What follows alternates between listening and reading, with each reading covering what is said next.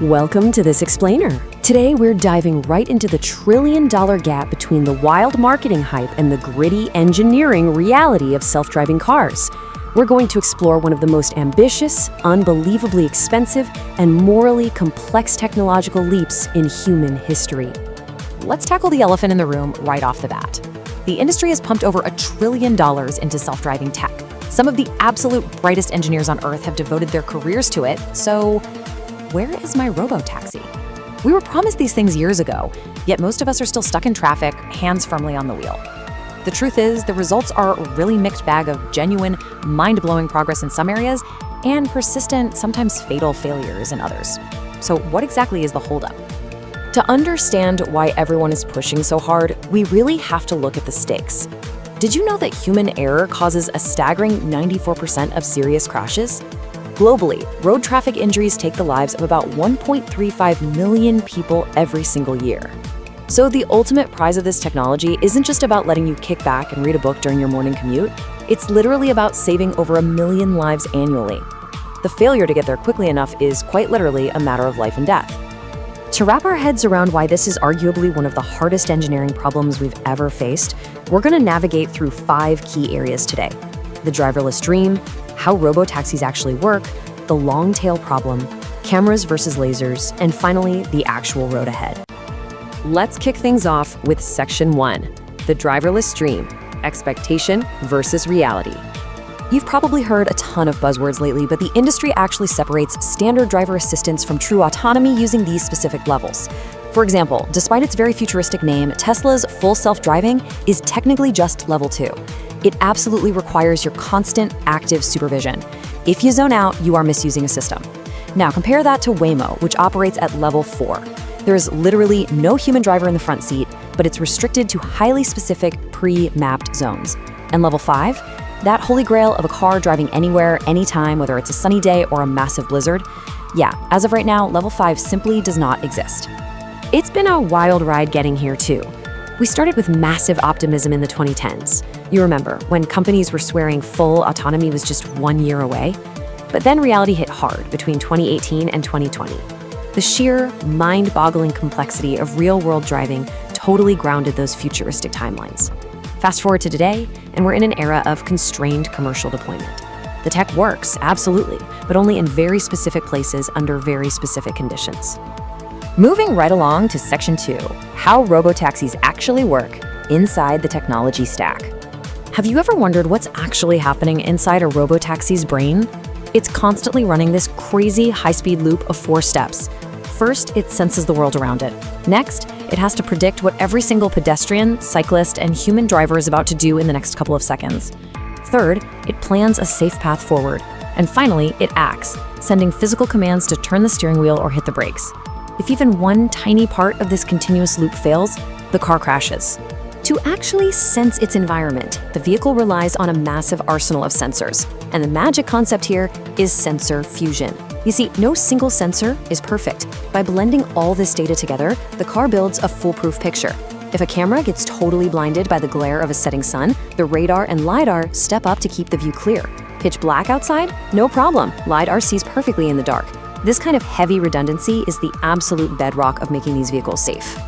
Which brings us to a massive roadblock in Section 3. The long-tail problem.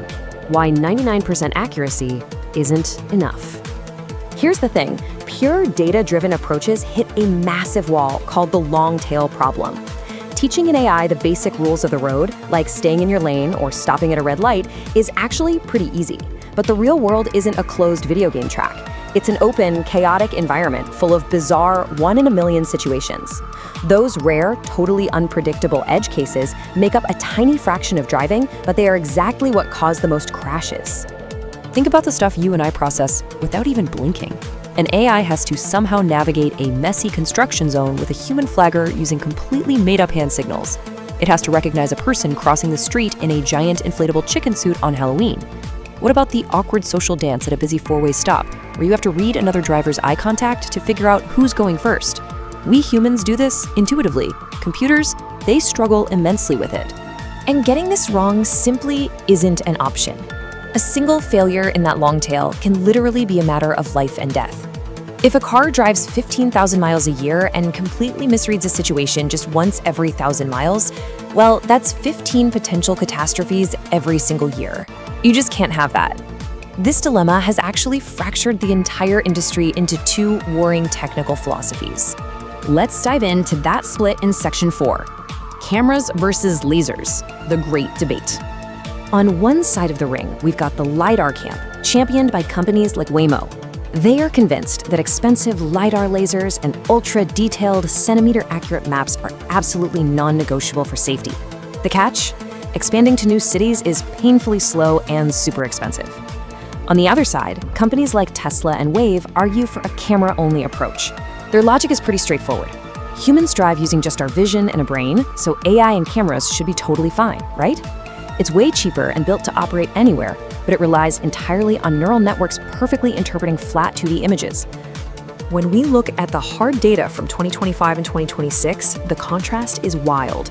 Waymo has built an incredible safety record, reporting 0 at-fault human fatalities in their fully autonomous yet highly constrained urban fleets.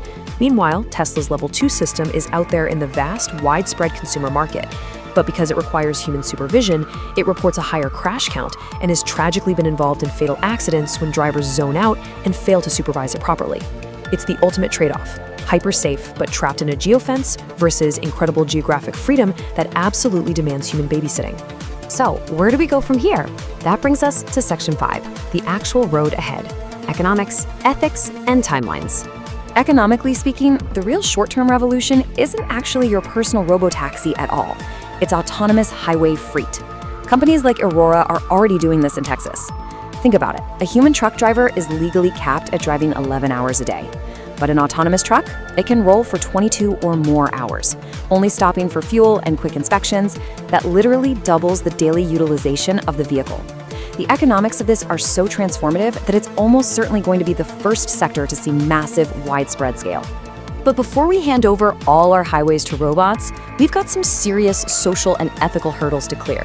For starters, engineers are battling algorithmic bias.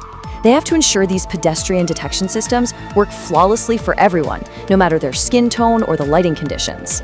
Then there's the classic trolley problem. How should a car prioritize lives in a crash that it simply cannot avoid? Add to that the massive economic question of what happens to the livelihoods of millions of professional drivers.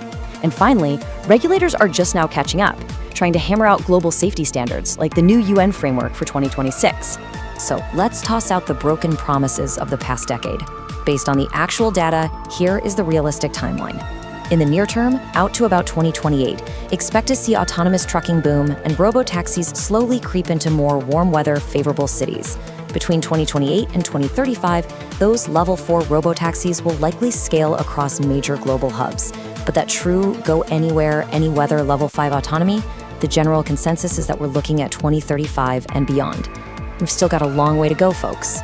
Ultimately, this whole industry desperately needs to rebuild our trust. Overpromising for years has done some real damage. It's led to driver complacency and, unfortunately, some tragic accidents. Moving forward, it's not going to be about flashy marketing campaigns anymore. These companies have to transparently prove their safety records and validate their tech against strict, independent, global frameworks. And I'll leave you with this final thought for today's explainer. Driving is a weirdly complex, uniquely human social behavior, and we're trying to teach computers to do it flawlessly. Let's say the data comes in tomorrow, and the machine finally proves definitively that it can outdrive you. Are you actually ready to let go of the wheel and hand over the keys? Think about that and keep your eyes on the road.